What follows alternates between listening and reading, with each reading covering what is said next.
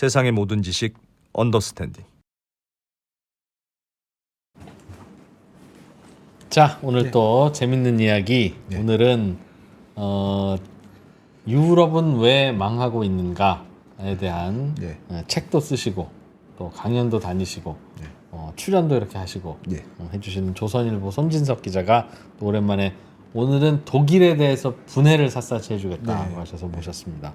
어서 오십시오. 안녕하세요. 네. 독일 하면 유럽의 반장. 네. 있잖아요. 네. 그러니까 사실은 유럽이 잘 되는 건 독일이 잘 되면 유럽이 잘 되기도 하고 또 독일이 몰락하면 또 유럽도 몰락하는 건데 네. 그래도 유럽이라고 하면 다들 그냥 놀기 좋아하고 뭐 맨날 펍이나 하고 휴가나 다니고 하는 그런 이미지와 독일은 좀 달라서 네.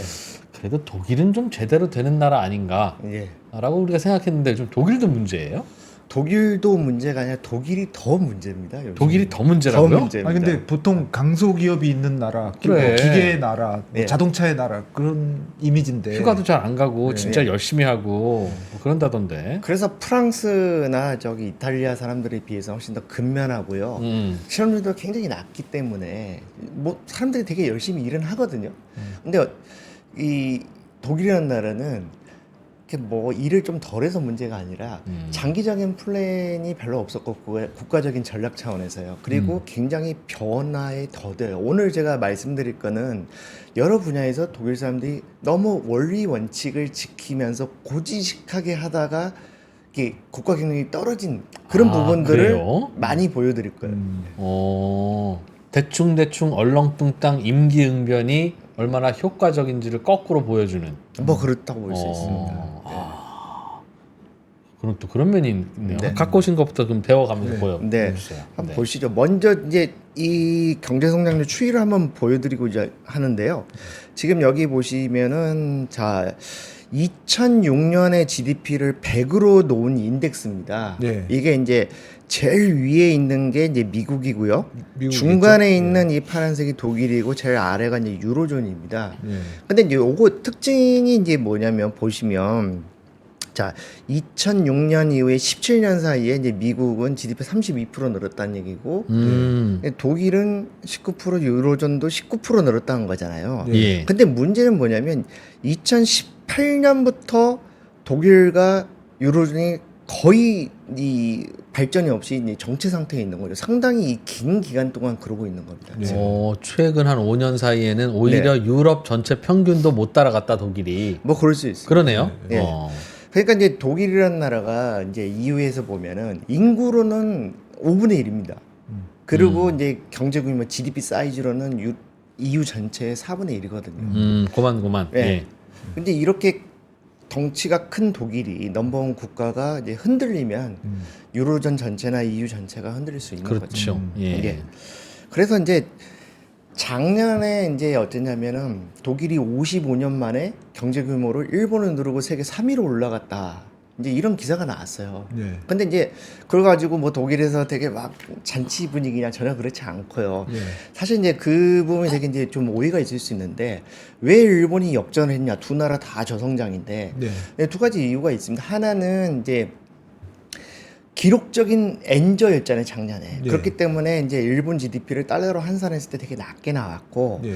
그리고 GDP라는 거는 이제 명목으로 따져서 이제 경제 규모를 논하기 때문에 그게 이제 물가 보정을 안 합니다. 네. 그러니까 이제 일본은 되게 저물가였고 독일은 되게 인플레이션에 시달리면서 굉장히 물가가 높았기 때문에 그래서 독일의 GDP가 약간 이제 과장된 측면이 있는 거죠. 근데 오히려 이제 독일 언론에서는 어쩌냐면 굉장히 독일 경제가 이제 일본화되고 있다.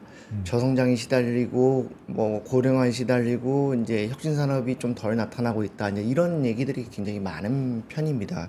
그래서 이제 독일이 사실은 되게 경제가 메르켈 시대에 좋았습니다. 메르켈 총리 시대 되게 좋았는데 이제 그 이유는 제가 보기에는 독일이 경제 활동을 하기 굉장히 좋은 국면이 펼쳐졌어요. 왜냐하면 이제 독일이 통일을 달성한 이후에 이제 소련이 붕괴되고 중국이 이제 국제 무대에 나오면서 굉장히 시장이 넓어졌고요. 네.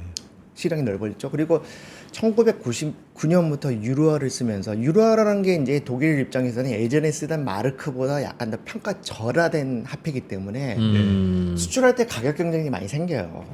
그래서 이제 남유럽에서 굉장히 불만을 갖는 게 독일이 이제 제조업이 강하니까 그걸 이제 유로화를 장착해가지고 이제 잘 이렇게 남유럽을 쉽게 말하면 좀 수탈해 간다 이런 불만들이 있었던 거죠. 근데 그게 경제가 되게 잘 됐던 비결이고 그렇기 때문에 이제 독일이 이렇게 많이 돈을 벌었기 때문에 이제 2011년에 남유럽 재정위기나 2015년에 그리스 재정위기가 생겼을 때 독일 너네도 책임 있는 거 아니냐. 그래서 이제 큰형님이 돈 좀 내놔라. 그죠? 예. 큰형님이 좀 풀어야지 그렇게 벌어갔으면 이제 이런 거였죠. 그래서 이제 그랬다가 2018년 이후로 계속 정체 상태에 있는데 그 사이에 물가는 엄청나게 올랐거든요. 그러니까 이제 이게 보여주는 게 굉장히 이제 좀 이 정체가 되면서 나라 전체적으로 어렵고 그 내부 구성 간의 갈등도 커지고 이제 이런 상황이라고 볼 수가 있습니다. 그래서 이제 요거를 보시면은 이제 최근에 이제 독일 성장률만 연도별 성장률만 좀 보는 거예요. 근데 이 코로나 사태로 3.8% 역성장을 했지 않습니까? 근데 그 다음에 반등을 했는데 반등한 폭이 역성장한 것보다 더 작잖아요. 근데 코로나 때 역성장한 나라들이 대부분 나라들이 역성장을 했는데 그 다음에 반등을 할 때 더 많이 반등한 나라들이 많았거든요. 근데 독일은 그러지 못했고 그리고 이제 1.8% 2022년 1.8%고 2023년에 원래 이게 마이너스 0.3이었는데 이제 나중에 보정을 해가지고 마이너스 0.2%가 됐는데 이게 이제 보여주는 게 뭐냐면 러시아 우크라이나 전쟁의 타격을 엄청나게 받는 거예요. 근데 이제 잘 보면은 러시아 우크라이나 전쟁 발발이 언제 했습니까? 2022년 2월이거든요. 2월 말. 근데 이제 2022년은 어느 정도 버텼단 말이에요, 여기서 보듯이. 근데 그 다음에 역성장해 버렸잖아요. 그러니까 이 전쟁의 타격이 굉장히 길게 가고 있다는 걸 보여주는 거고, 지금 이제 2022년에 독일이 1.8% 성장할 때 프랑스가 2.5% 성장을 했습니다. 그리고 2023년에도 프랑스는 0.9% 성장을 했어요. 그러니까 이제 이 이웃 나라하고 차이가 엄청나게 벌어지는 거고요. 작년 같은 경우에 이제 영국이 브렉시트 후폭풍으로 굉장히 그 고통을 겪고 있는데 불구하고 영국은 0.1%에서 성장을 하긴 했거든요. 근데 독일은 역성장을 한 거예요. 그러니까 이게 간단한 상황이 아닌 거예요. 이게 지금 굉장히 국가적으로 위기 상황에 있다라고 해도 이렇게 과언이 아닌 상황입니다.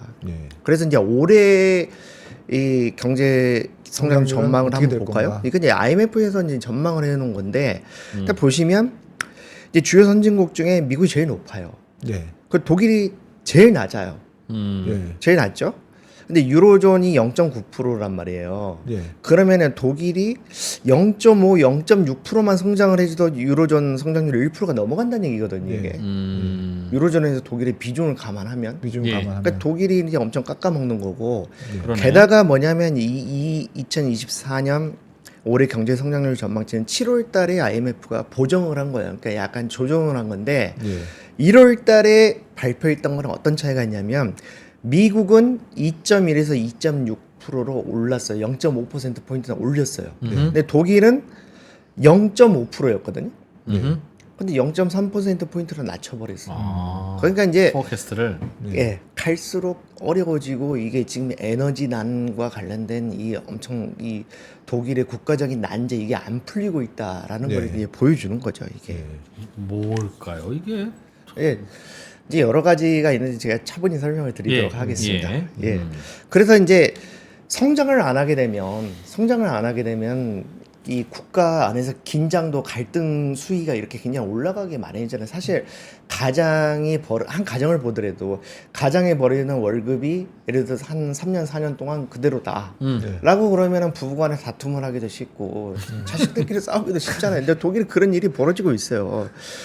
그래서 이제 보시면은 요거는 이제 이 자료는 독일하고 미국 근로자의 평균 임금을 비교해 놓은 자료거든요. 여기에 보시면은 자 2012년에는 독일 근로자가 미국 근로자 대비해서 81% 벌었어요. 근데 2022년은 76%거든요. 그러니까 이제 독일 사람들이 이제 미국 대비해서 더 가난해지고 있다 이런 거를 보여주는 거고 그래서 이제 요즘 독일의 모습이 이제 이런 겁니다. 이게 이제 페르디라고 독일의 이제 공공 서비스 노조원들이 이제 공공 시위를 서비스라면 뭐 어떤 그러니까 이제 철도, 항만, 교통 뭐 이제 주로 공공부문 이제 운수 이쪽이 많거든요. 네. 공항 보안 요원이라든가 이제 이런 사람들인데, 네. 근데 이 사람들이 이제 인플레 때문에 고생을 하는데 임금이 안 오르니까 이제 파업을 많이 하는 거예요. 네. 그래가지고 이제 작년에 어떤 일이 있었냐면 독일에서 31년 만에 이렇게 모든 공공운수 소속 노조원들이 하루 파업을 했어요. 그래서 네. 6회공의 교통수단이 완전히 다 막혀버린 일이 있었는데 그게 31년 만이었고요. 네. 올해도 계속 그 프랑크푸르트 공항의 보안요원이라든가 루프트한자 조종사라든가 이런 사람들이 파업을 벌이고 있어요. 그래서 이 긴장 관계가 굉장히 커지고 그래가지고 독일이 노사관계 모범국가라는 말이 좀 무색해지고 있어요. 야, 독일은 참 노조 파업의 플래카드도 매우 정교하고 학구적이네요. 이제 파업을 많이 벌이는 게 이제 단적으로 이제 의료 보조원 노조라는 게 독일에 있어요. 그러니까 이게 치기공사나 간호조무사 이런 분들이 이제 가입돼 있는 조합인데 네. 이게 설립 이후로 올해 61년 만에 처음으로 전국 단위 파업을 했거든요. 네. 그러니까 이게 굉장히 나라가 이제 어렵다는 게 이제 이런 데서 단적으로 드러나고요. 이 페르디라는 이 공공서비스 노조원이 한 190만 명 되는데 2000년대 들어서 계속 줄기만 했어요. 왜냐면 이제 고령화되고 그러니까 이제 나이 드신 분들 퇴직을 하잖아요. 그런데 MZ 세대는 이제 노조에 관심이 그렇게 많지 않아요. 그래서 22년간 계속 줄기만 하다가 작년 회원수가 순중이 4만 명이 늘었어요. 그게 뭘 의미하겠어요? 어려우니까. 그러니까 이제 어려우니까 어떻게든 이제 인플레이션 단결을 이것 때문에 해야 힘드니까 된다. 단결을 해가지고 이제 이 노동단체를 통해서 우리가 뭉쳐가지고 임금을 올려야 되겠다는 의지가 굉장히 강한 거죠. 그러니까 그만큼 좀 어렵다라는 거를 이제 보여준다고 할 수 있죠. 네, 그렇습니다. 네. 그래서 이제 제가 다음에 보여드릴 거는 이건 이제 어디서 설명을 해설을 많이 안 하는 건데 이제 우리 독일 경제를 볼 때 어떤 거를 봐야 되냐면 독일이 자본시장이 굉장히 약합니다. 네. 근데 독일이 왜 약하고 왜 그런가를 보면은 독일이라는 나라의 특징 그리고 독일 경제가 왜 어려운가 이런 게 나오거든요. 네. 요거를 한번 보시겠습니다. 그래서 자 2000년에 이 주요 선진국의 증시 시가총액 그러니까 예. 각 나라에 상장돼 있는 회사들의 시총 합계거든요. 네. 이게 2000년에 이제 미국이 15조 달러, 예. 영국, 프랑스, 독일 이렇게 있는데 달러죠, 딱 봐도 달러. 예. 달러죠. 예. 근데 영국, 프랑스보다 독일이 확실히 더 큰 나라거든요. 네. 인구도 한 1,700만 명 정도 많아요. 독일이 8,400만 명이고 영국하고 프랑스는 각 한 6,700만 명 정도 되거든요. 예, 예. 근데 증시의 시가총액이 독일이 더 작아요. 눈에 띄게 더 작잖아요. 근데 이거를 볼까요? 이거 보시면 엄청나게 더 커졌죠. 비율로 예. 보더라도 미국이 훨씬 더 커졌어요. 네. 그리고 이제 영국, 프랑스, 독일의 이 순위가 변동이 없죠. 네. 독일은 계속 자본시장이 작아요.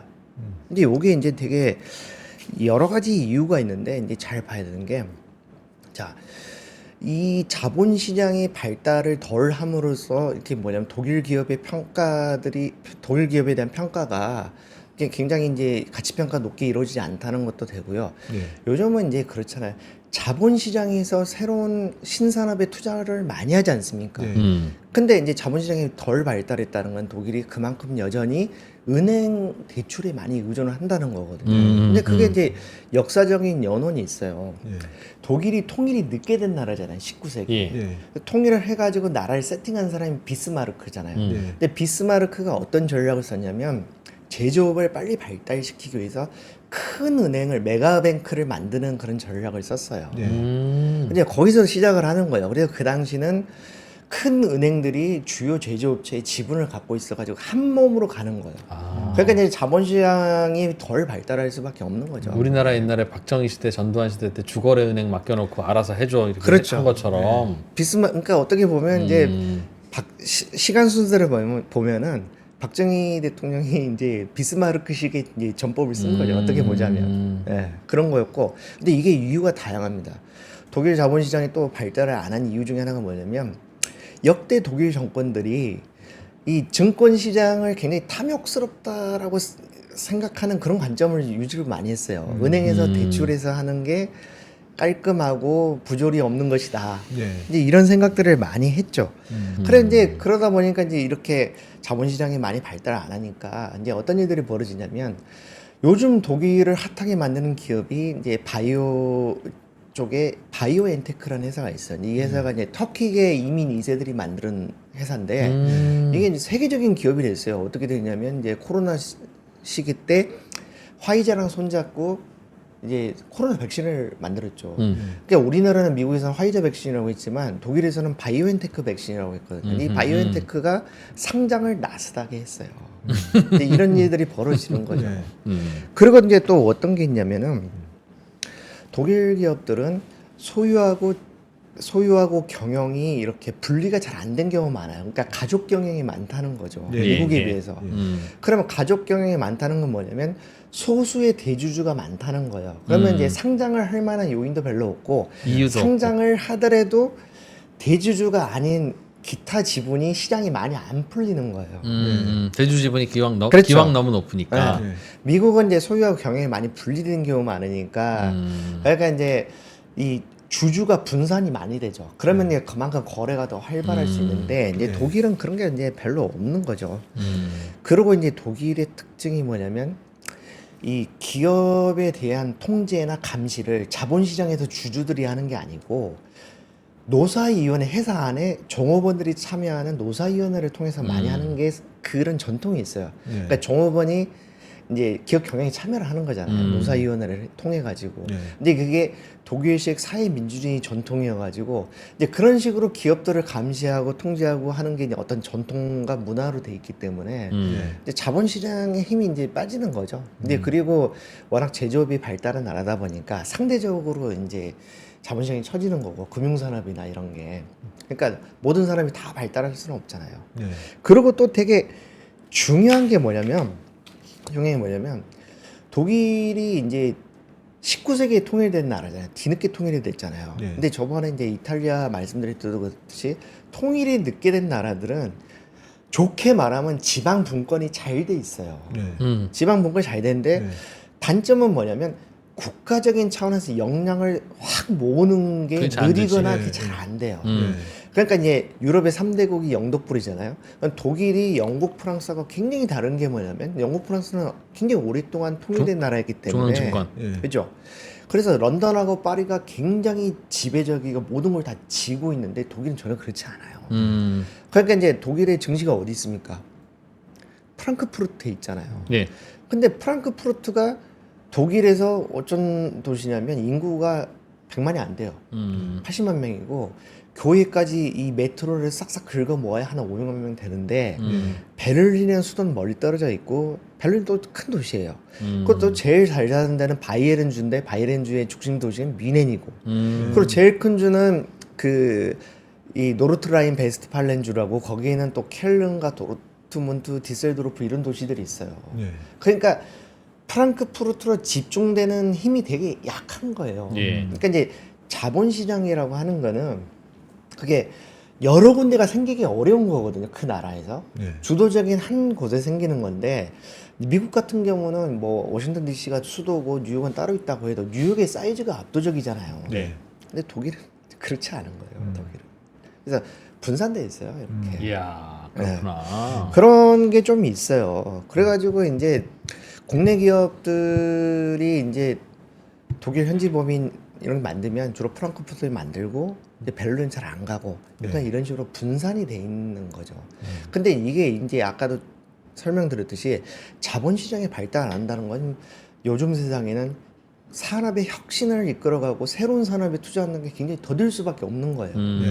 그게 이제 미국하고 유럽의 차이를 많이 가르는 건데 그게 영국, 프랑스보다 독일에서 훨씬 더 두드러지게 나타나는 거죠. 근데 이게 이제 되게 중요한 포인트라고 생각이 들고 그래서 이제 여기 자료를 한번 보시면은 자 여기 이제 EU의 시가총액 10대 기업이 있어요. 그러면 여기 독일 기업이 몇 개나 있을 거라고 보십니까? 꽤 있지 유럽의 않을까요? 10대 기업, EU에서 네. 유럽. 그러니까 독일이 유로 GDP의 4분의 1, 뭐 인구의 5분의 1이라고 하셨으니 예. 그래도 제일 잘 나가는 나라니까 기업은 많을 거라고 보면 한 3분의 1이나 4분의 1이니까 4개. 네 개. 네 개. 한번 보시죠. 그래서 이제 이후에 시가총액 10대 기업을 보면은 이렇게 1위가 그 비만 치료제 만든 노보노디스크. 덴마크의 노보노디스크, 이제 프랑스의 이제 명품 업체 LVMH, 그리고 이제 반도체 노광장비를 만든 네덜란드의 ASML이죠. 자, 이거 국적을 표시를 해드리면, 자 이렇게 보시면 독일 기업은 탑 10에 EU 탑 10에 딱 하나밖에 없어요. SAP, 셉이라고 부르기도 한데 이 회사가 이제 기업용 소프트웨어 세계 1위 회사입니다. 이게 독일의 자존심을 이제 어느 정도 세워주는 건데 이후에 탑10 시총 탑10 기업의 독일 회사 하나인데 프랑스 기업은 4개가 있죠. 네덜란드가 2개가 있잖아요. 그러니까 이제 이게 이제 보여주는 게 이제 독일 산업계의 어떤 위상, 그리고 자본 시장이 얼마나 잘 못 크고 있냐, 이런 것들을 총체적으로 보여주는 거예요. 그렇네요. 예. 그냥 우리가 생각하는 거하고 좀 다르네요. 아우디, 다르죠. 폭스바겐, 메르세데스, 벤츠 이런 거 못 다 들어가죠. 낮아서 예. 시총이 더 낮죠.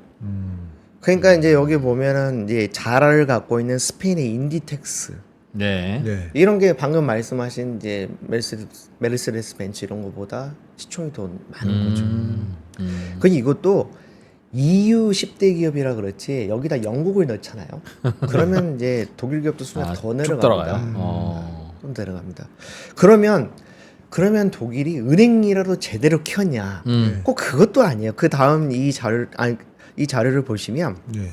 자 어때요? 이거는 블룸버그에서 올해 3월 기준으로 만든 자료거든요. 이게 뭐냐면 미국의 3대 은행하고 EU의 10대 은행의 이 시가총액을 비교를 해놓은 겁니다. 자산은 아니고 시총. 네. 네. 시총을 비교를 한 거야. 시총을 비교를 한 건데, 근데 보시면 이제 EU의 톱10 은행이 쫙 있는데 프랑스의 BNP 파리바가 제일 많고요. 그 다음에 이제 2위, 3위는 인테사 산팔로하고 유니크레딧은 둘 다 이탈리아 은행입니다. 그리고 ING는 네덜란드고요. 그리고 노르데아 방크는 이거는 핀란드 은행이에요. 네. 그리고 크레디 아그리콜이라는 이거는 프랑스의 농협은행이거든요. 농협이죠. 네. 그리고 SEB는 스웨덴 은행이고 도이체 방크가 8위예요.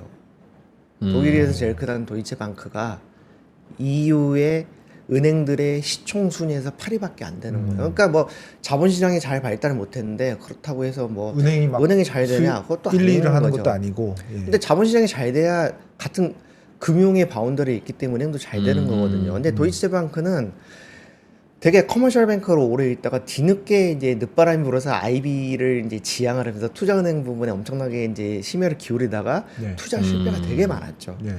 투자 실패 많고 방망경영하고 감원하고 그래가지고 주가가 제일 높았을 때에 비하면은 4분의 1도 안 돼요 지금. 네. 그러니까 이제 이런 게 이제 독일이 얼마나 이제 여러 가지로 이제 어려움을 겪냐하는 걸 단적으로 보여주는 거죠. 그러니까 지금 이후에 톱10 은행의 시가총액 모두 합쳐도 미국 최대 은행인 JP 모건 체이스보다 작은 거예요. 지금. 네. 그래서 독일 사람들은 이제 이게 보시면은 가계 금융자산 중에 주식 비율 이거를 OECD에 있는 자료인데 제가 G7만 모아왔거든요. 근데 이게 재밌잖아요. 지금 미국은 확실히 이제 주식 투자를 많이 하는 거고요. 가계에서는. 그리고 이제 영국, 독일, 일본이 제일 낮아요. 근데 이제 일본은 워낙 고령화가 일찍 가지고 이제 정체된 나라니까 그렇고 영국은 가게는 몰라도 기관 투자자들은 되게 런던에서 활발하게 하잖아요. 근데 독일은 이도저도 아닌 거예요. 그래서 우리나라 주식 투자자가 1,400만 명이라고 그러잖아요. 근데 독일은 주식 투자가 1,200만 명입니다. 근데 인구는 독일이 우리나라보다 300만 명 더 많아요. 그러니까 이제 이게 이제 독일이 어떤 상황인가 이런 거를 이제 보여준다고 이렇게 할 수가 있습니다. 예. 프랑스도 주식 투자 금융자산 비율이 높네요. 네. 그게 어느 정도 이제 그래도 프랑스는 상당히 그래도 이렇게 뭐랄까 근래에 들어서는 자본시장을 활성화시키려고 많이 노력을 하고 있고 어느 정도 성과도 좀 나타나고 그래요. 그래서 이제 국가별로 이제 시총 순위를 세계 시총 순위 쫙 하면은 독일이 경제 규모로는 세계 3, 4위를 다투는 나라인데 시총 순서로는 세계 10위밖에 안 돼요. 사우디아라비아 스위스, 캐나다가 독일보다 위에 있어요. 네. 그러니까 하여튼 이런 상황입니다. 그래서 이제 그 다음으로 설명드리고 싶은 거는 그러면 이제 독일이 뭐 차세대 산업을 잘 키우고 있냐?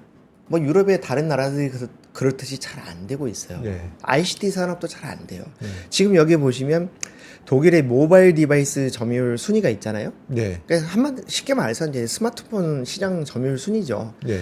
그럼 삼성전자가 37% 가고 애플이 29% 가고 샤오미가 14% 이렇게 가잖아요. 네. 근데 이제 이게 뭐 독일의 자생적인 기업은 없는 거죠. 이거는 영국이나 프랑스와 똑같습니다. 네. 이게 완전히 잠식돼 있는 거예요. 네. 근데 이제 독일 시장의 특징은 뭐냐면 유럽 전체적으로는 삼성전자하고 애플이 거의 엇비슷하거든요. 근데 네. 독일에서는 삼성전자 선호도가 확실히 좀 더 높은 것 같아요. 이걸 봤을 때. 그리고 이제 중국 업체들의 약진이 엄청납니다.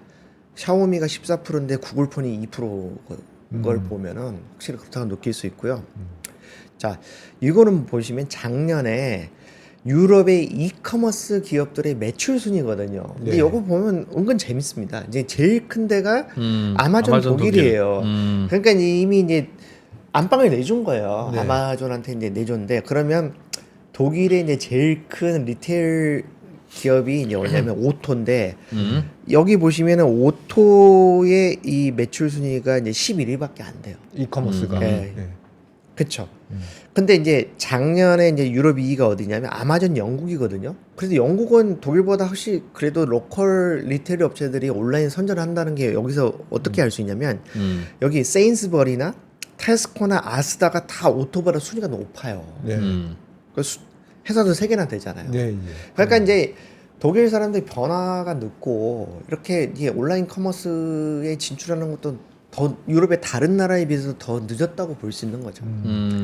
그러니까 이제 우리가 일본이 변화에 굼뜨다고 그러잖아요. 근데 전체 상거래에서 신용카드 거래가 차지하는 비율이 일본이 3분의 1밖에 안 돼요.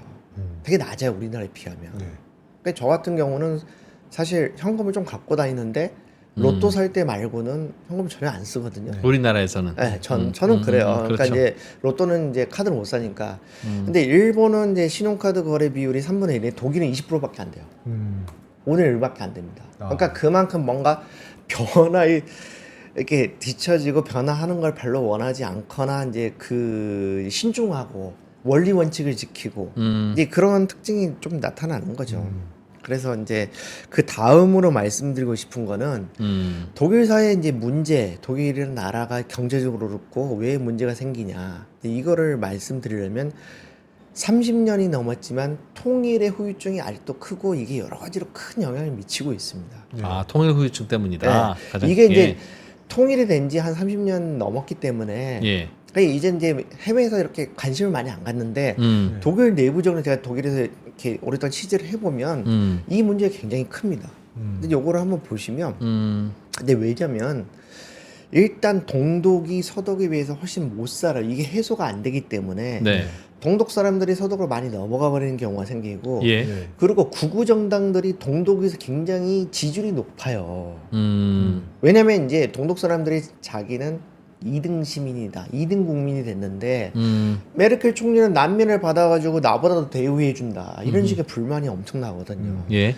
그래서 이게 어떤 국가 경쟁력도 깎아먹고 그 안에서 갈등을 키우는 건데 그러니까 여기 자료를 제가 좀 준비해서 한번 보시면은 자 여기 보시면 독일의 500대 기업 본사 위치를 보면은 93%가 옛날 소독 지역에 있습니다. 네.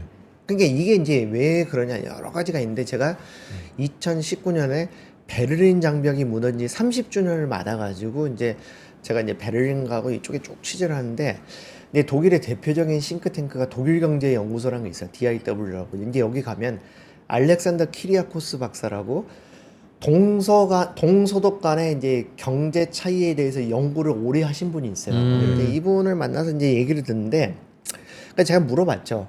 나중에 한국이 남한하고 북한하고 통일이 되면 경제적인 측면에서 뭘 제일 신경을 써야 되냐라니까. 좋은 질문이었네요. 네. 이 양반은 심플하게 화폐 교환 비율이라는 거예요. 처음에 나라 합칠 때. 하나 합칠 때. 그걸 잘 정해야 된다. 그러니까 그게 뭐냐면 동독하고 서독 합칠 때 그 비율을 잘못 정해가지고 큰 낭패를 봤다는 거예요. 그러니까 그때 동독 화폐를 높게 봐가지고 1대1로 교환을 했거든요. 네. 그러니까 어떤 일이 벌어졌냐면 예. 동독 사람들이 일시적으로는 구매력이 늘었어요. 그렇겠죠. 근데 어떻게 예. 되냐면 동독에서 기업 활동하는 메리트가 사라져 버린 거예요. 왜냐면 이제 공산주의 사회였잖아요. 기본적으로 기업을 할 만한 여건이 안 되는데 예. 인건비라도 싸면 그래도 좋을 텐데. 가가지고 할 수 있는데 그게 아니었던 거죠. 그러니까 이제 길게 보면 기업 경쟁력이 없어지니까 그러니까 일자리도 별로 없고 좋은 일자리가 없고 그러니까 아. 동독 사람들이 특히 젊은 사람들이 서독 쪽으로 많이 넘어가 버렸어요. 그러니까 근데 아. 그렇구나. 근데 되게 간단하게 말씀 주셔서 그런데 뭐 나름의 이유가 있긴 있었진 않았을까요? 어떤 그러니까 동독의 화폐 가치를 약간 높게 본 게 그러니까 그게 이제 이유를 그 키리아코스 박사라는 사람이 여러 가지 얘기를 하는데 기분 동독 나쁘게 하지 사람들을 않게 좀 하기 위해서 기분 그랬겠지. 나쁘게 하면 안 포용하기 되는 거고 위해서. 그리고 또 나중에 알고 봤더니 어떤 게 있었냐면 동독의 경제 지표가 거짓이었다는 거예요. 약간 그게 오류가. 굉장히 이제 분식이 돼 있었다. 생산량이나 등등이 네, 효율이나 GDP나 1인당 그 1인당 GDP 이런 거 있지 않습니까? 그런 게 나중에 이제 통일을 해놓고 보니까 이게 허황되고 과장되고 부풀려지고 거짓말이 많았다는 거. 이제 그런 데서 이제 비극이 발생한 건데 실제로 이제 인구가 어느 정도 차이가 나냐면 옛 동독 지역이 여기 보시면은 자. 옛 동독 지역이 1989년에는 1,700만 명인데 2019년에 1,360만 명으로 확 줄었어요. 근데 제가 이제 옛 동독 지역에 가서 취재를 해보면 나이가 드신 분들이 되게 많아요. 고령자들 많은데 자식들이 다 어디 있냐 그러면은 저기 프랑크푸르트가 있고 저 베를린 나가 있다고 그러고 미넨 가 있다고 그러고 함부르크 가 있다고 막 그래요. 그래서 이제 이 제가 또 다른 싱크탱크에 좀 물어봤을 때 어떤 설명을 들었냐면 독일에 이제 할레 경제 연구소라는 또 큰 싱크탱크가 있어요. 이제 여기에 이 라인트 그로프라는 이 원장이 있는데 이분이랑 이제 전화 통화를 했는데 이분이 어떤 얘기를 하냐면 이제 이런 설명을 합니다.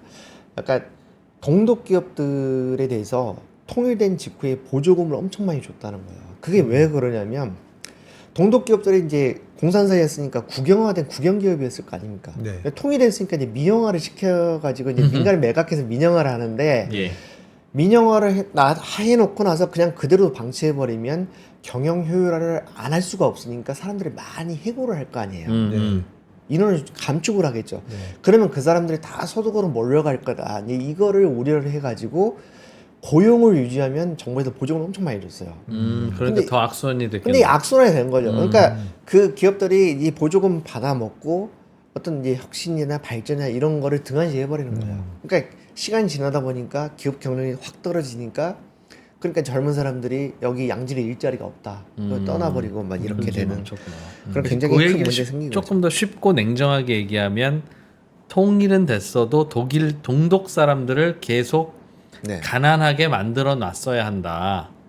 그래야 열심히 일했을 텐데 갑자기 그냥 동등한 부자를 만들어 놓으니 경쟁력이 없어졌다. 그 얘기죠. 경제적으로 보면 그렇지만 정치적으로 너네는 오피셜하게 너네는 2등 국민이야라고 하기 이렇게 하기는 어려우니까 어려운 거예요. 어려웠겠지. 근데 거기서 이제 굉장히 내부 활동이 심한 거예요. 그래서 아까 말씀드린 대로 그 독일의 AfD라고 독일을 위한 대한당이나 극우정당 있잖아요. 이 지지율이 옛 동독 지역에서 굉장히 높게 나와요.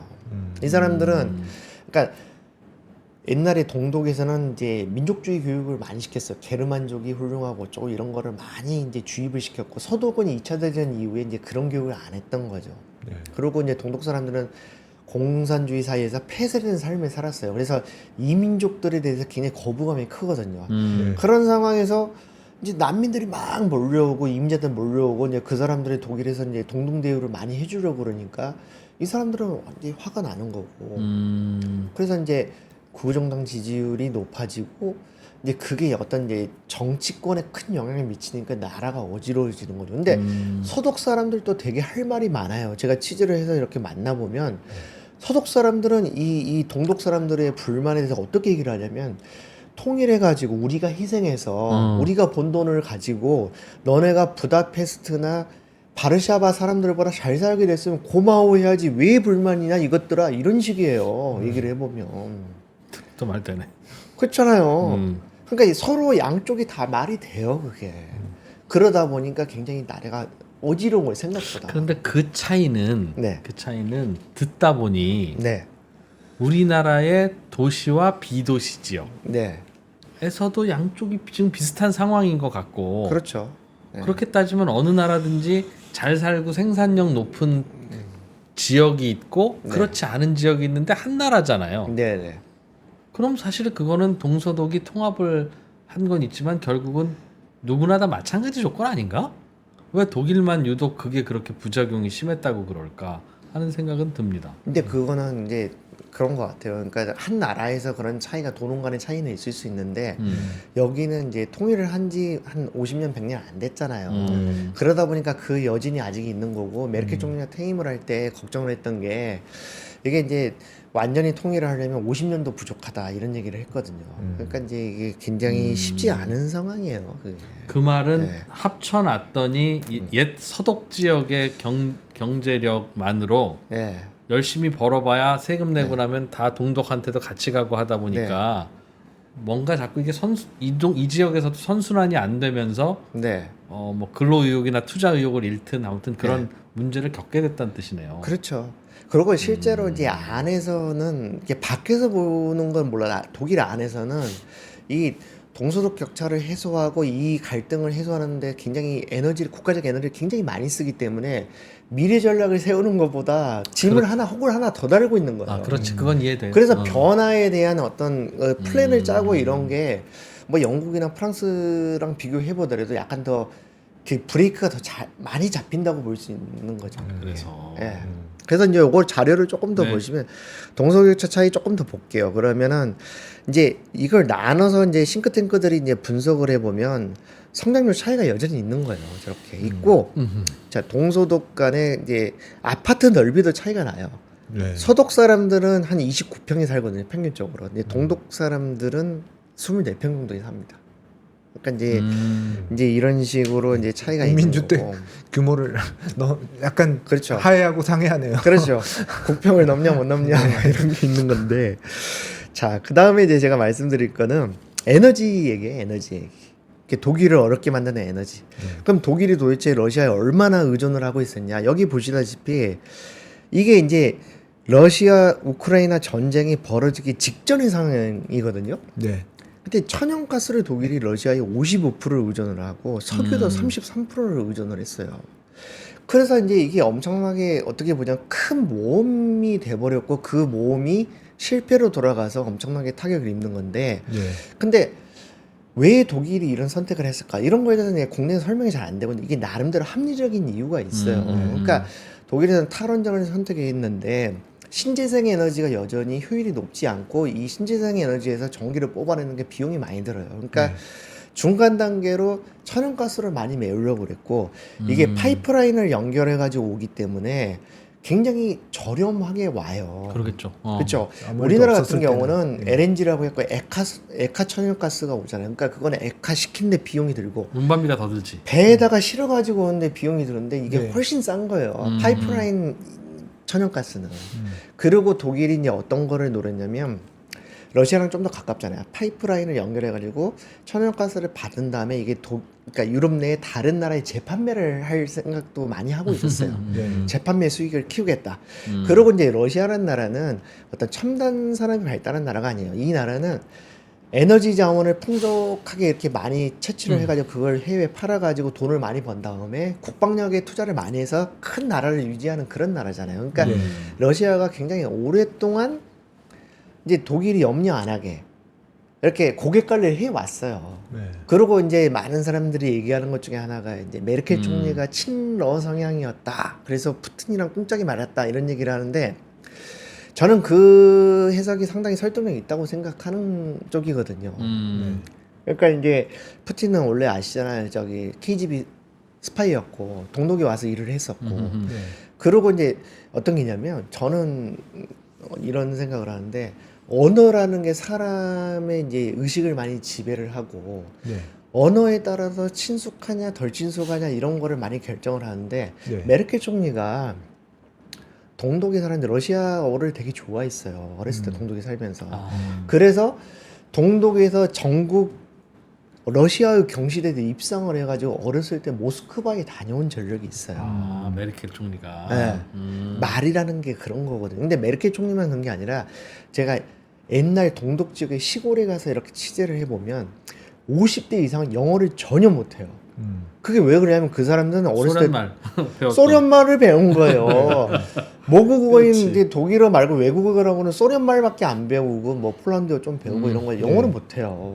그러니까 이제 그런 차이가 있는 거예요. 이제 밖에서 봤을 때는 얼른 잘 안 보이는 게 안으로 들어가서 이렇게 돌아다니다 보면 그런 게 눈에 보여요. 그러니까 이제 그런 측면이 좀 있는 거죠. 그래서 이 독일이 러시아의 에너지 의존을 엄청나게 많이 했던 거는 나름대로 뭔가의 이제 이유가 있는 거예요. 그래서 이제 이 메르켈 총리가 이제 추진했던 게 뭐냐면 러시아에서 바로 오는 북해의 그 해저, 발트의 해저 이 파이프라인이에요. 예. 그래서 이 노르트 스트림 1이라는 걸 2011년에 만들었고 이제 메르켈 총리가 이제 공을 들여가지고 2021년에 이거를 노르트 스트림 2를 이제 완공을 했어요. 그렇게 하는데 이제 이게 이제 러시아가 전쟁을 벌이니까 이제 제재를 해가지고 요렇게 이 코스로 오는 천연가스가 굉장히 줄었죠. 네. 그래가지고 그냥 엄청나게 타격을 입은 거고 이제 회복할 수 없는 피해를 입은 게 뭐냐면 이게 2022년 가을에 여기 누군가가 폭발을 시켜버렸어요. 이 파이프라인을 터뜨려 버린 거예요. 예. 근데 이게 이제 누가 했냐라는 거 가지고 설왕설래가 많았죠. 러시아하고 독일이 했을 리는 없어요. 그렇죠. 왜냐면 전쟁 끝나면 서로 이제 사고 되니까. 팔아야 되니까. 예. 근데 이제 최근에 이제 밝혀진 게 그거죠. 우크라이나 특수부대원이 가서 했다. 예. 우크라이나 군의 지시를 받아서 거의 이제 그거는 확실한 것 같아요. 이유는 뭐였을까요? 이 이유는 뭐냐면 러시아의 힘을 빼놓기 위한 건데 어차피 나중에 이제 러시아가 이제 여기로 천연가스를 팔아가지고 돈을 벌 거 아니에요. 예. 그리고 또 이제 뭐가 있냐면 서로 간에 국가 간의 이해관계가 얽혀 있는 건데 러시아가 우크라이나를 통해 가지고 육상으로 파이프라인 있거든요. 천연가스 파는 거. 그거는 우크라이나도 손 안 대고 러시아도 손 안 댔어요. 근데 우크라이나 입장에서 길게 봤을 때 종전된 이유를 보면은 그 자기네 나라를 통과하는 육상 파이프라인 그대로 있고 독일로 가는 게 터져버리면 자기네들한테 이득이잖아요. 이런 굉장히 복잡한 함수가 이게 있는 겁니다. 예. 그런 게 있어요. 그래서 이제 독일로서는 이제 에너지를 수입하는 데서 굉장히 큰 차질이 생긴 게 이게 이 노르트 스트림이 터져버리니까 전쟁이 끝나도 복구가 이제 쉽지 않은 거예요. 이게 옛날 상태로 돌아가기 어려운 거죠. 그래서 어느 정도의 이제 타격을 입냐면 그래서 독일이 전기요금이 도대체 어떻게 됐냐 이제 이 자료를 보시면 좀 놀라실 수도 있어요. 이게 이제 가정용 전기요금을 비교해 놓은 건데 어차피 비율은 산업용도 거의 비슷하거든요. 네. 이게 보시면 자 보세요.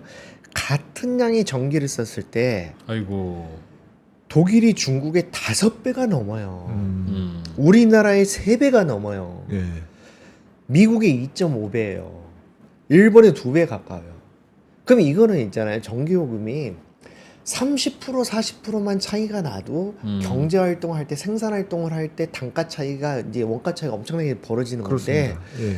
30-40% 정도가 아닌 거예요. 이게 5배 차이 나 버리면 견딜 수가 없는 거예요. 그러면 이제 이게 다른 나라 건데 그럼 유럽 안에서는 어떠냐? 유럽 안에서라고 이렇게 독일 상황이 낮지가 않아요. 지금 여기 보시면 이제 EU 집행위원회 자료인데 작년 상반기 기준으로 같은 양의 전기를 썼을 때 독일이 프랑스보다 78%가 비싸요. 네. 제가 이제 파리에서 특파원하면서 살 때 독일이 프랑스보다 40% 비쌌거든요. 네. 그러면 이제 지금 78% 더 비싸다는 거는 그러니까 이제 프랑스 사람이 이제 전기요금 한 100만 원 낼 때 독일 사람 178만 원 내야 된다는 건데 이게 이제 그 차이가 엄청난 거죠. 그래서 독일에서 최근에 이제 그 기업들을 상대로 조사를 해놓은 걸 보면은 독일 내 생산을 줄이거나 외국으로 생산 시설을 이전하겠다고 응답한 기업이 40%나 됩니다. 그러니까 EU 평균보다도 독일의 전기료가 43%가 더 비싸요. 근데 올해 들어서는 약간 더 차이가 줄었다고는 하는데 그래도 여전히 독일이 굉장히 비싸죠.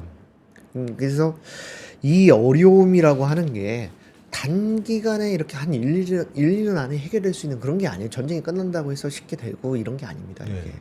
그러니까 이제 이게 이제 그런 것 같아요. 이제 독일 사람들이 한번 원칙을 정하면은 잘 안 바꾸고 이런 거거든요. 그러니까 지금 전력이 엄청 모자라고 그러니까 에너지난에 이제 시달리고 그러니까 탈원전 기조로 가던 스위스하고 이탈리아가 다시 다 돌아섰어요. 근데 독일은 아직까지 그런 얘기가 전혀 안 나와요. 그러니까 이제 이탈리아 같은 데는 탈원전을 할 때도 국민투표해가지고 완전히 이제 원전 가동을 중단시키기까지 3년에 다 했거든요. 이탈리아 사람들 성질이 급하잖아요.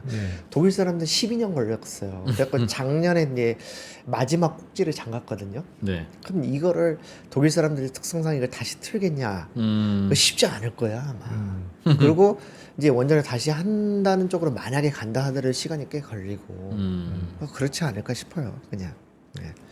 그래서 이제 그 다음에 이제 말씀드리고 싶은 거는 독일이 중국에 의존하다가 망조가 들었다 이런 얘기들이 좀 있잖아요. 네. 근데 그게 정확하게 어떤 변화를 겪었는지를 잘 보여드리려고 그래요. 자 보시면 이 자료를 보시면 2009년에 독일의 교역 대상국이에요. 네. 그럼 여기 수입을 얼마나 많이 했냐 순이고 수출을 얼마나 많이 했냐 순인데 2009년에 독일이 수출을 한 대상국으로 중국이 8위밖에 안 돼요.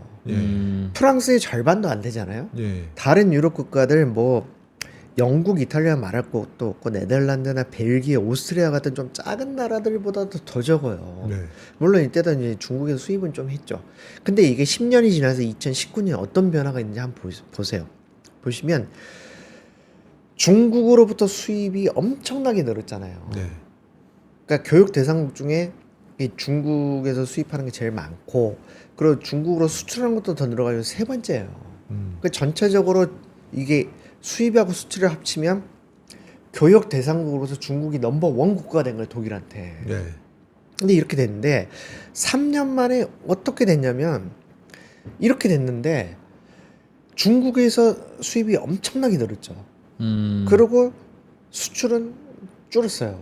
그러니까 이제 중국이 이제 내수 소비가 안 좋아지고 그러니까 내수 경기 안 좋아가지고 독일산 물건을 많이 소비를 못 해주고 이제 거차오라고 애국 소비를 하다 보니까 그러니까 이제 독일은 굉장히 이렇게 이 중국에 많이 의존을 하고 그러는데 그러니까 이제 수출이 옛날만큼 잘 안 되고 그러니까 수입은 엄청나게 는 거예요. 왜냐면 이제 중국산 물건들의 경쟁이 높아지고 그러니까 이제 그럼 도대체 독일이 중국에서 뭘 수입을 하냐 이제 상위 10대 품목을 봤더니 물론 의류하고 플라스틱 이런 것도 있지만 독일의 주력 수출 상품 품목하고 겹쳐요. 전자장비, 기계장치 이런 것들이 들어가 있어요. 근데 그게 뭘 의미하냐면 독일이 약간 더 고급품을 만든다고 하지만 같은 품목에서 중국이 굉장히 빨리 치고 올라오면서 약간 더 저가 제품으로 독일을 공략을 한다는 거죠. 근데 이게 계속되면 되게 힘들어지는 거고 지금 여기 보시면은 중국으로부터 수입한 거하고 중국에 수출한 거 차이가 엄청나잖아요. 850억 유로예요. 850억 유로니까 이제 중국과의 이제 무역 적자가 엄청난 거죠. 엄청난 거예요. 그러니까 이제 이해 2022년에 독일이 어떻게 되냐면 31년 만에 처음으로 무역 적자를 기록했어요. 그 이유가 딱 여기 나오잖아요. 중국으로부터 무역 적자가 엄청난 거예요. 그러니까 이제 독일이 이렇게 굉장히 중국에 의존하다가 이제 어려워졌다라는 게 이런 데서 여실히 드러나는 거죠. 그래서 올라프 숄츠 총리가 코로나 사태 이후에 G7 정상을 처음으로 중국을 방문한 정상이에요. 그러니까 중국이 잘 보이겠다는 거고 중국과 친하게 지낼 수밖에 없게 된 거예요. 그런 뉴스 본 것 같아요. 그죠? 그게 2022년 7월인가 그런데 그때 숄츠 총리가 독일을 대표하는 대기업의 CEO들 다 들고 왔어요. 바스프, 지멘스, 도이체방크, 뭐 바이언테크, 폴크스바겐 CEO들 다 데리고 왔어요. 근데 그거 가지고 중국의 관영 언론들은 독일이 조금 굽히고 온다는 식으로 이제 의기양양했고 독일 안에서는 너무 굴종적인 거 아니냐 불만이 좀 생기고 그랬죠.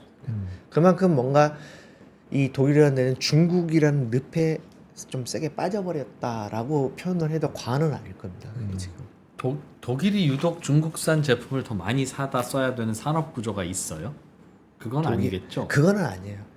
어디나 그러니까 중국산은 모든 나라 다 사서 쓰니까. 네. 근데 이제 트레이드 자체를 많이 하다 보니까 그리고 이제 독일 제품이 이제 중국에서 이제 많이 수출이 돼가지고 이제 수출이 많이 늘었잖아요. 그러니까 이제 호의적이니까 이제 수입도 중국 늘었고. 물건도 많이 들어오게 되는 거고 단적으로 뭐 그런 거잖아요. 이제 앞으로 이제 이게 시작에 불과한 거예요. 이제 비아디 같은 중국의 어느 정도 품질이 괜찮고 가격이 싼 전기차 이런 게 들어오면 독일이나 프랑스 이런 나라들 시장이 엄청나게 잠식될 거예요.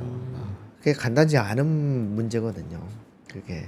중국이 사가다가 독일 걸 안 사가기 시작하고 네. 거꾸로 또 중국산 썸띵은 자꾸 들어오고 예.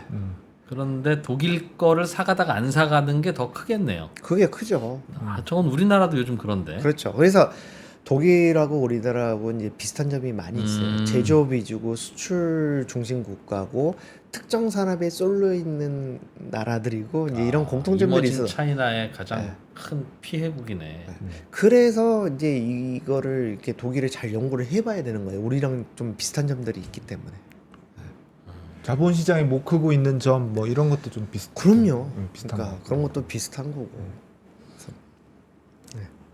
그래서 이제 그 다음에 이제 보여드릴 거는 그 요거는 이제 총 부가가치 중에 제조업 비율. 그러니까 독일이 이제 제조업이 중심이고 이제 제조업체에서 만든 물건들을 수출을 많이 해서 이제 먹고 사는 나라인데 이건 보면은 이제 미국, 프랑스, 영국에 비해서 제조업 비율이 이제 독일이 더블이에요. 더블 이걸 보시면. 그러니까 이제 굉장히 이제 뭐랄까 제조업이 잘 돼 있다 보니까 또 이걸로 굉장히 이제 자유무역 시대에 이제 평가절하된 유로화를 쓰면서 돈을 많이 벌었기 때문에 어쩌면 이게 이제 독이 된 거예요. 다른 어떤 산업의 전환이 되게 늦었던 거죠. 예, 그렇게 볼 수가 있고요. 그러면 이제 요즘 많이 나오는 얘기, 독일의 자동차 산업. 독일의 자동차 산업이 어떻게 힘들어지고 있냐 이걸 보시면 이게 독일의 자동차 생산량 추이거든요.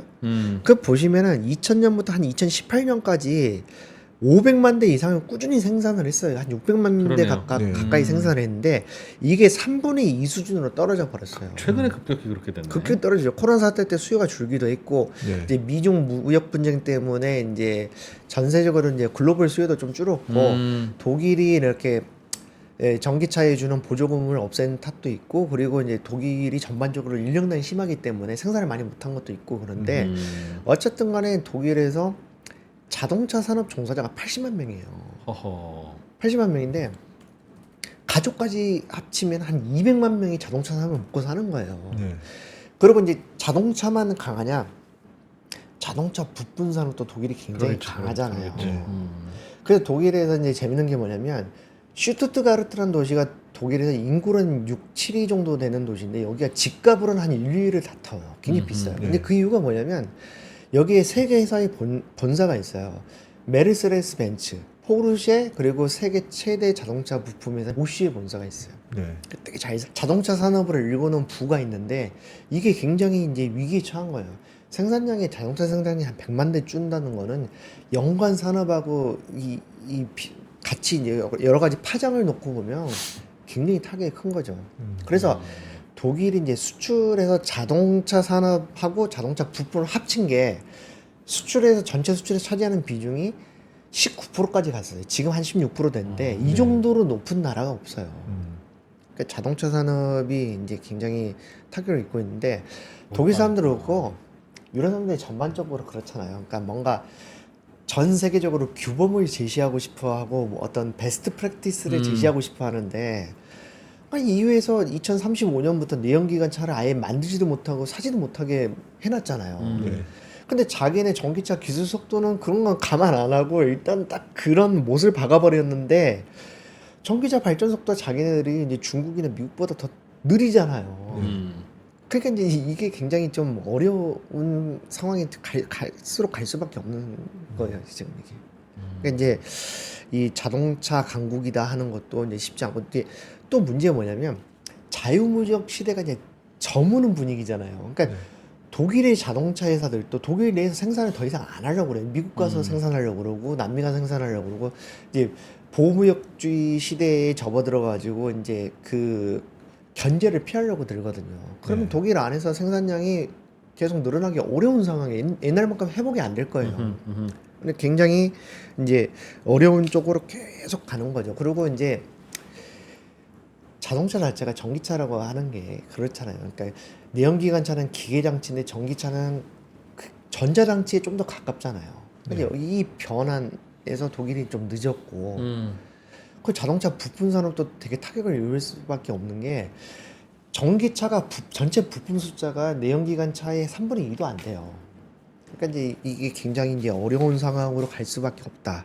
이제 이렇게 볼 수 있는 거고. 네. 자, 그게 보면은 이제 국방을 독일이 미국에 의존했다 낭패를 본다는 거 있잖아요. 그거를 이제 여기 좀 설명을 드리면은 지금 이거는 독일군의 병력이에요. 병력주인데 이게 한 50만 명 됐거든요. 근데 통일된 다음에 이제 아무래도 군사적 긴장이 조금 떨어지니까 이렇게 쭉 내려가가지고 지금 20만 명도 안 되는데 이제 메르켈 총리가 이제 2011년에 징병제를 모병제로 바꿔버렸어요. 그러니까 이제 국방을 미국에 의존을 하면서 이제 국방비를 덜 쓰고 다른 데다 많이 쓰고 이랬던 거죠. 네. 병력만 줄어든 게 아니고 독일군이 갖고 있는 전함이나 전투기 성능도 굉장히 저하됐어요. 왜냐면 이걸 정비를 할 예산이 충분치 않아가지고요. 네. 그래서 독일 언론들 보도를 보면은 독일 전함 중에 모든 기능이 원활하게 다 이렇게 돌아가는 게 비율이 30%밖에 안 된다. 이런 네. 보도도 나오고 그랬거든요. 네. 그래서 이제 근데 어떤 문제가 생기고 있냐? 그 우리 알다시피 트럼프 대통령이 트럼프 전 미국 대통령이 이제 안보를 미국 걸 우리가 책임 안 지겠다. 너네가 알아서 해라. 돈을 이렇게 더 되잖아요. 내든지. 돈을 더 내든가. 이렇게 되니까 이제 나토에서 이제 가이드라인이 그거잖아요. 이제 국방 예산을 1년 국방 예산을 GDP 2%까지 써라. 네. 굉장히 푸시를 강하게 하거든요. 근데 이번에 이제 트럼프가 또 대통령이 될 확률이 좀 있잖아. 한 반 되지 않습니까? 네. 이제 그런 가능성이 있고 미국의 압력과는 별개로 이제 러시아가 이제 우크라이나 치는 걸 보니까 실존적인 위협을 느끼는 거예요. 국방비를 증액 안 할 수가 없어요. 그래서 이제 이 자료를 보시면 독일이 국방비를 어떻게 썼냐라는 걸 보여주는데 2005년 이럴 때 거의 한 1%밖에 안 썼어요. 근데 지금 한 1.5%까지 왔잖아요. 그럼 이제 2022년하고 2023년 이거를 비교를 해보면 1년 사이에 100억 달러를 더 썼어요. 100억 그러네. 달러면 한 14조 원이잖아요. 근데 올해는 2% 가까이 간다고 그러면 3, 40조를 더 쓰는 거예요. 그럼 그만큼 다른 사회복지나 이제 그 인프라 건설에 이런 데 쓸 돈이 모자라게 되는 거죠. 그러니까 되게 어렵고 나라 살림이 빡빡해지는 쪽으로 가게 됩니다. 네. 예. 그래서 이제 여기 보시면은 자, 이게 나토에서 만들어 놓은 자료인데요. 여기 보시면은 자, 쭉 올라가 이제 유럽의 나토 회원국의 국방비 지출이 이렇게 쭉 올라가는데 이미 올해 이제 GDP 2%에 도달할 걸로 보여져요. 네. 그러면 이제 제일 큰 나라가 독일이기 때문에 독일로 가는 프레셔가 굉장히 강해진다. 네. 이제 이렇게 볼 수 있고요. 그리고 이제 제가 전에 이제 영국이나 이제 프랑스나 뭐 이탈리아 얘기할 때 이제 계속 교육, 대학 경쟁력 이런 걸 많이 얘기를 했는데 그게 이제 미국이랑 비교하면은 굉장히 이렇게 뭐랄까 대학에서 무상 교육을 하는 거 있지 않습니까? 네. 그러니까 이제 순전히 나라 재정을 받아가지고 대학을 운영하면서 공짜로 수업을 듣게 해주되, 근데 이제 이게 이제 시설을 마련하거나 기자재를 연구 시설을 마련하거나 이제 우수력을 유치하는데 굉장히 애로가 있어요. 이제 돈이 한정적인데 등록금을 받지 않으니까. 근데 독일에는 어떤 일이 벌어지고 있냐면 여기 보시면은 자 사립대 재학생이 보세요. 지금 2021년 기준으로 34만 명이고 예. 전체 대학생 중에 1%도 안 됐어요. 90년대에는. 근데 지금 12%까지 갔거든요. 예, 왜 그럴까요? 이걸 왜 뭘 얘기를 하냐면 독일에서 여전히 그 국립대학 비율이 훨씬 높아요. 그리고 그렇군. 거기를 가면은 공짜로 대학을 다닐 수가 있어요. 등록금 안 내거든요. 그런데도 그런 대학을 안 가고 일부러 사립대를 가는 학생들이 이렇게 아, 늘어난다는 저기는 거는 학비 비싸요? 학비가 여기 사립대가 어쩌냐면 적은 게 1년에 이제 한 10,000유로, 많으면 한 30,000유로로 가니까 오, 만만치 않네. 한 2천만 원 내는 거예요. 그러네요. 1,000만 원, 2천만 원 내거든요. 어. 근데도 일부러 가는 건 뭐냐면 그러니까 국립대학의 이 경쟁력이 경쟁력이 낮고 낮다. 수업의 질이 낮기 때문에 일부러 간다는 거예요. 돈을 내고서라도. 음. 그래서 이 사립대에 가면은 교수랑 학생 비율이 확실히 더 낮대요. 그러니까 이제 이게 이제 그 차이가 있고 이거 저는 되게 간과할 수 없는 거라고 보거든요. 근데 독일 사람들 되게 어떻게 그게 되게 원칙적인 측면이 강하다고 말씀드렸잖아요. 근데 영국은 뭐 이렇게 공교육이 중요해요라고 하면서도 옥스브리지 통해 가지고 엘리트들을 많이 길러내고 프랑스도 무슨 뭐 연대가 어쩌고 뭐 공교육이 중요해요라고 하면서도 그랑제골. 이제 소수의 상위권 그랑제골로 리더를 만들고 있는데 독일은 정말로 어떤 지배적인 엘리트 학교 이런 걸 안 만들거든요. 근데 그게 장단점이 있을 수 있는데 정말 리더나 엘리트들을 많이 못 길러내고 특히 산업의 측면에서는 이제 브레인들을 길러내는데 좀 한계가 있고 뭐 그럴 수 있는 거예요. 그래서 사실은 90년대 초까지 그러니까 김영삼 대통령이 우리나라에서 이제 대학 정원을 많이 늘리기 전까지는 누구나 우리나라는 대학생이 될 수 없었잖아요. 그리고 이제 그때는 좀 못 살던 시기라 대학 등록금을 내기 정말 어려운 집도 꽤 있었잖아요. 그럴 때는 뭐 독일, 프랑스에서 막 대학생들한테 그냥 공짜로 다 교육을 시킨다. 이게 엄청난 파라다이스처럼 느껴졌지만 지금 우리가 유럽 교육 시스템을 볼 때는 그때랑 확실히 달라져야 되는 거예요. 저는 솔직히 말씀드려서 독일이나 프랑스 대학도 좀 꽤 가봤거든요. 독일 하노버 대학도 가보고 좀 했는데 시설 이런 거 있잖아요. 정말 형편없어요. 학교 사이즈도 작고요. 이런 데서 옛날 사람들은 한국 사람들이 유학을 가서 공부를 해가지고 교수가 될 수 있었겠지만 지금은 이런 데 유학 올 가치가 솔직히 별로 없다라는 생각을 많이 해요. 그래서 미국으로 많이 가는 거잖아요. 네, 그렇습니다. 그래서 자, 그 다음에 이제 이 보여드릴 거는 이 재밌는 순인데 이게 따끈따끈한 어제 나온 순입니다. 이게 뭐냐면 이제 유엔사나 세계 지적재산권 기구에서 과학기술 클러스터 순위를 매겼어요. 근데 이제 이게 이제 뭐냐면 과학기술을 사용해 가지고 굉장히 의미 있는 지식재산을 얼마나 잘 만들어내냐, 혁신과 변화를, 그러니까 협력을 통해 가지고 얼마나 지식재산을 이제 기술적으로 많이 만들어내냐 순위예요. 자, 클러스터별 순위가 이제 1위가 도쿄 요코하마 1위. 그 다음에 이제 선전, 홍콩, 광저우가 2위. 그 다음에 이제 베이징이 3위인 거예요. 그 다음에 이제 미국 1위가 어디냐면 샌프란시스코 일대. 그 다음에 이제 12위가 이제 파리예요. 그러니까 12위를 제가 왜 가져왔냐면 유럽에서 1위가 파리인데 그게 탑 10이 안 된다는 거예요. 그 다음에 이제 유럽이 런던인 거예요. 그럼 독일은 도대체 어디냐? 독일은 어디냐면 미넨이 22위인 거예요. 이게. 그러니까 이제 독일이라는 게 우리가 알기로 기술 강국이고 제조 강국이라 알고 있었는데 이 세계 지적재산권 기구 위포에서 봤을 때 이 독일의 클러스터 중 제일 경쟁적인 게 미넨인데 그게 세계 22위밖에 안 된다는 거예요.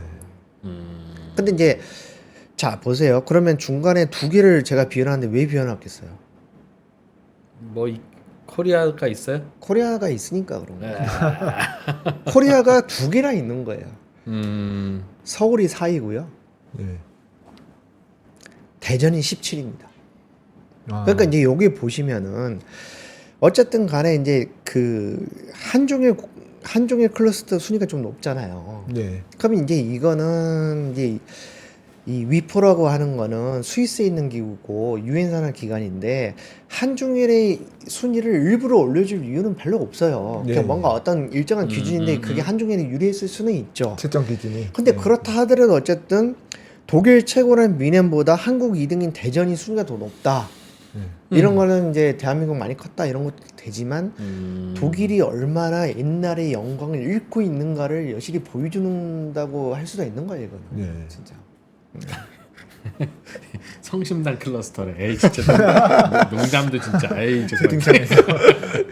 그래서 성심당 클러스터가 평가를 런던이나 미넨보다 앞선다고 평가를 받은 거예요. 어쨌든 간에 이 지표상으로는. 뭘로 뽑은 걸까요? 저게 뭐 과학기술자. 그러니까 이제 아까 제가 설명드렸는데 이제 과학기술을 활용하고 응용을 해가지고 이제 협력을 하고 혁신을 해가지고 되게 의미 있는 지적 상품, 지적 재산권을 얼마나 많이 등록했냐? 생산을 해내느냐 이런 거를 총체적으로 본다는 거예요 이게. 네, 그렇습니다. 네. 예. 그래서 그 다음에 이제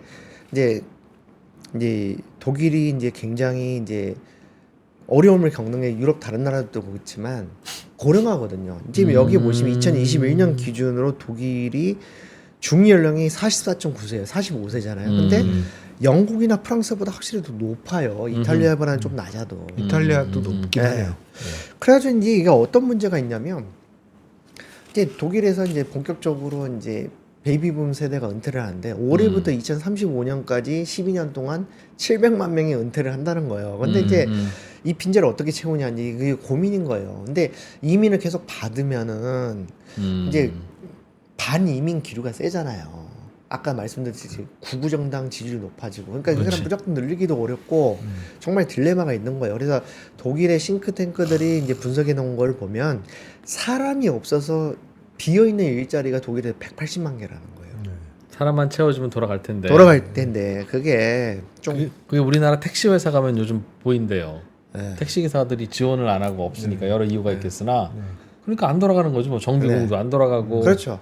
이제 사무실 그런 직원도 없는 그런 게 거고. 독일이 굉장히 심각한 상황이다. 이제 그런 거고 요거는 이제 뭐냐면 기술력들이 모자란다는 건데 기술력이 모자란다고 응답한 기업들의 비율이에요. 근데 이제 주요국들 조사를 해놓은 건데 대만이 제일 높지만 유럽에서는 독일이 제일 높아요. 그러니까 기술력도 많이 모자라고 싱크탱크들 연구해놓은 걸 보면 독일에서 이제 기초과학이나 이제 기술 분야 전문 인력이 10만 명이 모자란다고 그러거든요. 근데 이거를 어떻게 채울 수 있냐 이런 게 굉장히 고민인데 그러니까 옛날에 있다가 은퇴했겠죠? 네. 저분들은. 그렇죠. 그리고 이제 외국에서 좀 받아야 되는데 외국에서 받는 사람들은 저숙련 노동자들이 많이 오고 정말 능력 있는 사람들은 미국으로 많이 가버리고 네. 그러니까 이제 이게 이제 굉장히 고민이 안 될 수가 없는 거죠. 그게 네 그렇습니다. 미국의 상대적 우위는 당분간 계속되겠구나. 그럼요. 보면. 이런 거를 쭉 보시면은 이 독일이 지금 현재의 늪에서 빠져나오는 게 참 쉽지 않은 거예요. 이게. 구조적 악순환이라. 네. 그러면 이제 독일이 그나마 믿을 수 있는 거는 요겁니다. 요게 뭐 저번에 프랑스 편에서 보여드렸던 건데 그나마 독일이 G7 국가 중에 재정이 가장 튼튼해요. 네. 근데 이게 어떤 거냐면 2009년에 독일이 헌법 개정을 해가지고 여기에 어떤 균형 재정 조항이라는 걸 넣었는데 네. 헌법에 넣었어요. 헌법에 특이하게. 그래서 재정 적자를 1년에 GDP의 0.35%를 넘을 수 없다라고 해놨어요. 근데 그게 왜 그런 거냐면 이제 글로벌 금융위기를 겪고 나서 그런 걸 만들었는데 네. 독일이 세계 대전을 일으켰다가 이제 패망한 나라였잖아요. 그러니까 이제 부채가 많아지고 인플레이션이 생기는 거를 굉장히 극도로 경계를 하는 그런 정서가 있어요.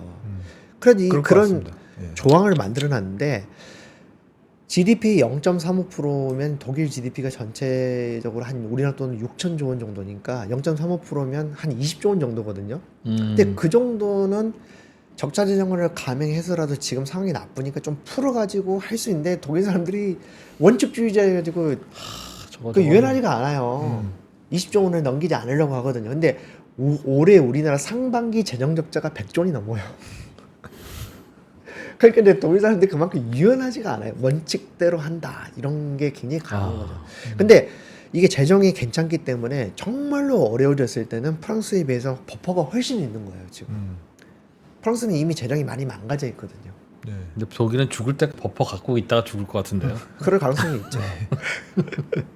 이제 마지막입니다. 아유, 어떡하나. 마지막으로 보여드릴 거는 요겁니다.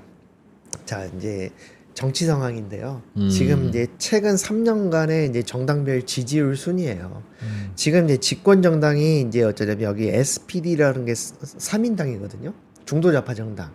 근데 여기랑 녹색당이랑 그리고 FDR이라고 하는 게 이제 자유민주당인데 이 세 정당이 뭉쳐서 연정을 하고 있는데 이 정당 색깔이 신호등 색깔이라고 그래가지고 신호등 연정이라고 그래요. 네. 근데 딱 봐도 지금 어쩌냐면 자 정권을 3년 전에 잃었던 기민기사당 연합이 거의 3인당은 더블 스코어 이상으로 지지율이 높잖아요. 그러니까 3인당이 완전히 이제 지지율이 떨어진 거예요. 그러니까 내년 가을에 독일에 총선을 할 건데 보나마나 정권 교체가 될 겁니다. 아마. 네. 지금 이 상황을 뒤집을 수가 없어요. 보기에는. 네. 네. 그러니까 기민당이 이제 정권을 잃은 지 얼마 안 돼가지고 바로 지지율에서 역전을 시켰잖아요. 그리고 지금 지지율 두 번째가 AFD, 구구정당이거든요. 근데 이제 유럽 정치가 대부분 그렇지만 독일도 굉장히 어려움을 겪는 게 한 개 정당으로 이제 집권이 안 되니까 연정을 해야 되거든요. 해야죠. 네. 근데 지금 3인당은 중도 좌파 정당이고 녹색당은 뭐 그렇잖아요. 저기 이제 친환경 정책에만 관심을 써요. 네. 그리고 이 자유민주당이란 정당은 우파 정당이에요. 이제 기업 규제를 없애고 이런 거여가지고 기민당보다도 오히려 더 친기업적인 그런 정당이거든요. 그러니까 이 세 정당이 뭉쳐 있다 보니까 이제 뒤죽박죽이 되는 거예요. 네. 그리고 이제 이 3인당은 중도좌파 정당이라고 하는 거는 전통적으로 철학이 그거잖아요. 집권을 하면 법인세를 올리잖아요. 네. 근데 워낙 경제가 안 좋으니까 작년에 이 올라프 숄츠 총리가 대규모 법인세 감세안을 발표를 했는데 그게 전통적인 중도좌파 지지자들한테는 실망스러운 거예요. 그러니까 여러 가지로 굉장히 꼬여 있는 상황인 거죠. 그게 그렇습니다. 네. 그래서 이제 마무리를 하는 이제 얘기를 제가 말씀을 드리고 싶은 거는 이런 거예요.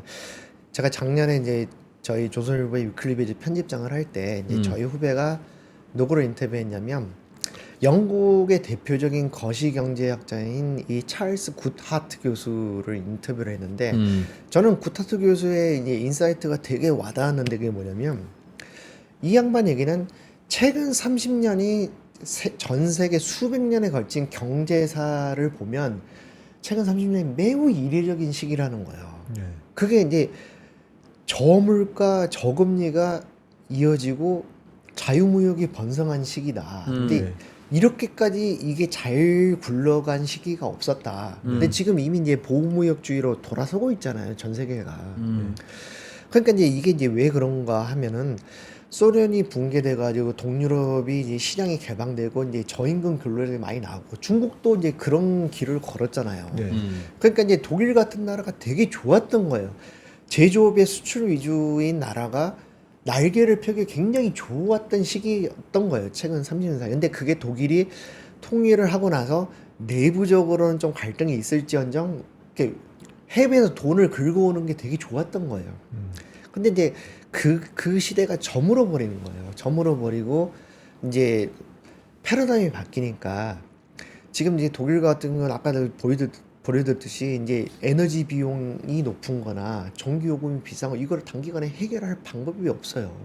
굉장히 어려워지는 거죠. 단기간에 이제 해보기 어려운 건데 그러고 이제 워낙에 이제 미래 산업에 대한 변화 이런 거를 준비를 안 해가지고 예를 들면 뭐 이런 거예요. 그러니까 독일의 인피니언이라고 반도체 회사가 있지만 매출 규모로 이제 반도체 업계 세계 9위 정도밖에 안 되고 뭐 우리나라의 게임도 안 되는 거예요. 안 되는 거고. 근데 독일이 아주 예전에는 바이오도 강했거든요. 네. 근데 요즘은 그것도 아니에요. 작년에 이 그 세계 바이오 그러니까 제약사들의 매출 랭킹을 보면은 그래도 유럽이 여전히 세거든요. 그러니까 영국은 아스트라제네카가 있고 글락소스미스클라인이 있어요. 프랑스는 사노피가 버티고 있고 스위스는 로슈하고 노바티스가 탑10에 다 들어요. 근데 독일은 어쩌냐면 이제 베링거 인게라임이나 바이엘이 20위 안에 턱걸이에요. 그렇지. 거기서 최근에 신약 만들었다는 얘기 못 들었지. 그렇죠. 바이엘이 어떤 회사 아스피린으로 유명하잖아요. 근데 아스피린을 개발한 게 19세기 말이거든요.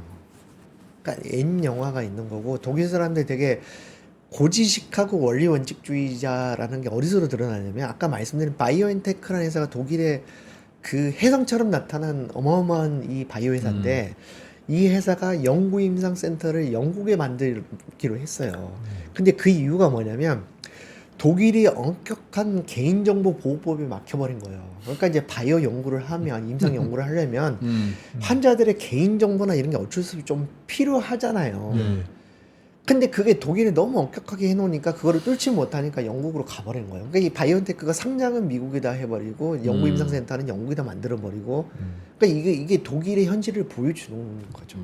그래서 아까 말씀드렸듯이 이게 이제 독일이랑 우리나라랑 공통점이 많다. 제조업 위주고 수출 위주고 중국에 대한 의존도가 높고, 그죠? 그리고 특정 산업에 쏠려 있고, 독일은 자동차 산업, 우리나라는 반도체. 그렇기 때문에 독일이 어떻게 수렁에서 벗어나는가 이거를 보는 게 우리한테 굉장히 이제 시사하는 바가 클 수 있는 거죠. 그래도 우리는 다행인 게 독일에 비해서는 미래 산업에 대한 대비나 준비, 트랜지션이 어느 정도 있는 편이죠. 우리나라는 배터리 산업도 강한 편이고, 그렇죠? 반도체도 계속 어느 정도 이끌어 나가고 있고요. 그러니까 그런 점에서 이제 우리가 독일보다는 저는 솔직히 약간 더 미래가 밝다라고 봐요. 저는. 우리는 네, 우리가 독일보다 차라리 나아요.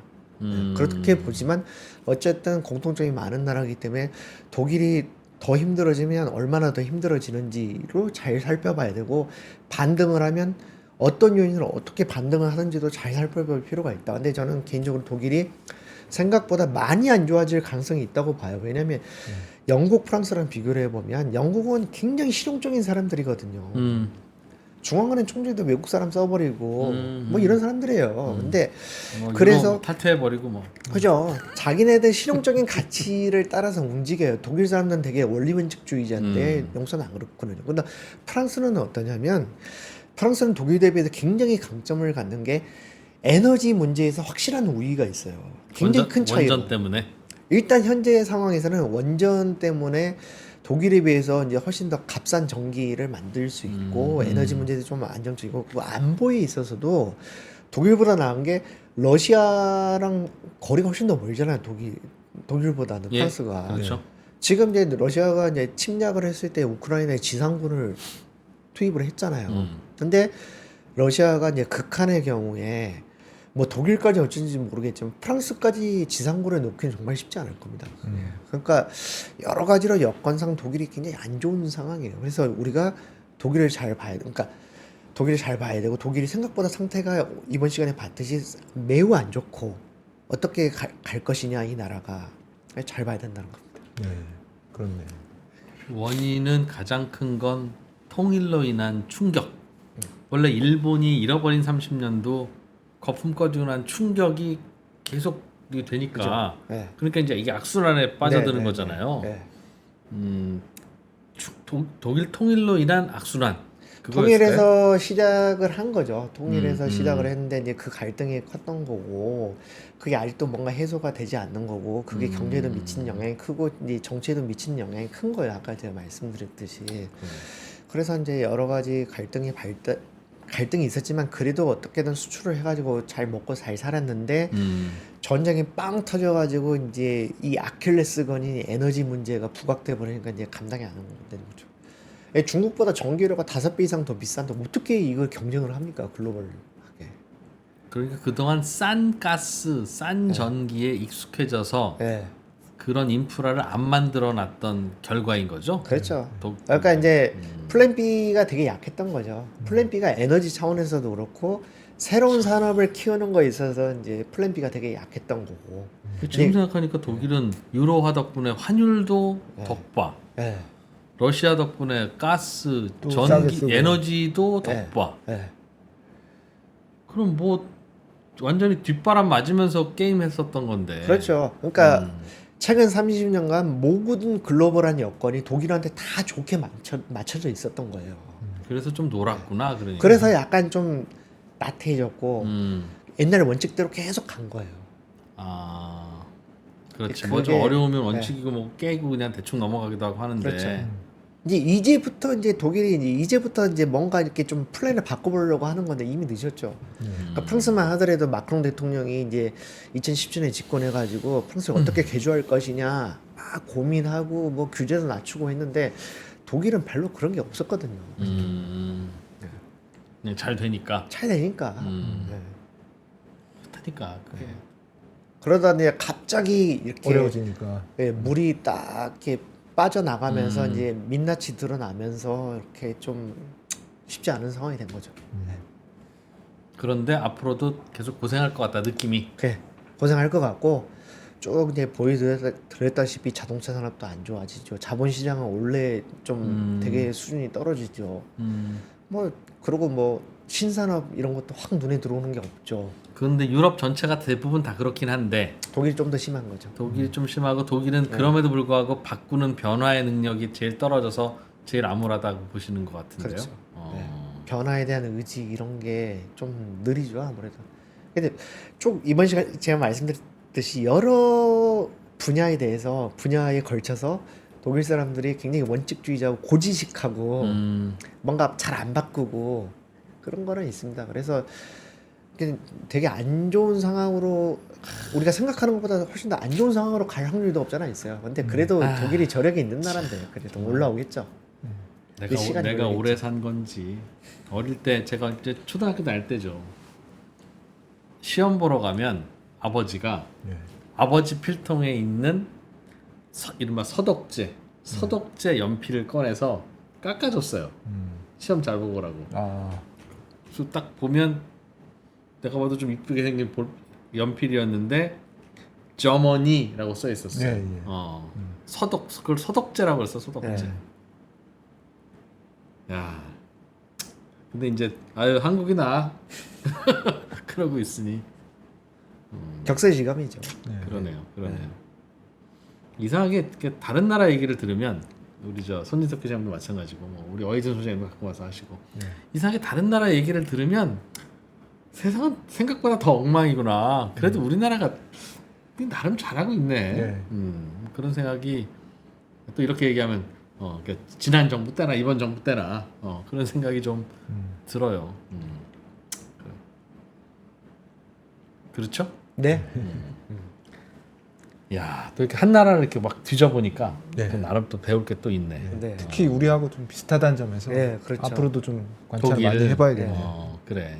특히 우리 이제 앞으로 통일을 추진하든 네. 뭐 갑자기 또 통일이 찾아오든 네. 해야 될 때가 있는데 네. 독일의 선례를 비춰보면 정치적으로는 통일을 하더라도 경제적으로는 나라를 둘로 유지해서 서로 상대방으로 가서 뭐 사고고 할 때는 환전을 해야 되도록 네. 그렇게 해서 서로 이제 환율 차이는 둬야 각자의 장점이 발휘가 되고 그렇게 해서 뭔가 돌아가지. 그냥 어이구 다 같이 그냥 삽시다라고 하면 경제적으로 문제가 생기죠. 그게 오히려 북한이면 북한을 더 어렵게 만드는 그런 네, 예. 그럴 수 상황이라는 걸 뒤늦게 알았네요. 독일도 뭐 몰랐겠죠, 그죠? 그렇죠. 그러니까 이제 통일을 만약에 진짜로 한다고 하면 이제 실행에 있어서 굉장히 많은 결정을 해야 됩니다. 굉장히 어려운 결정들을. 그러니까 아까 제가 말씀드린 대로 동독 지역의 이제 기업들이 이제 민영화 시킨 다음에 보조금을 많이 줬다고 했잖아요. 네. 그럼 우리나라 만약에 통일을 한다고 쳐요.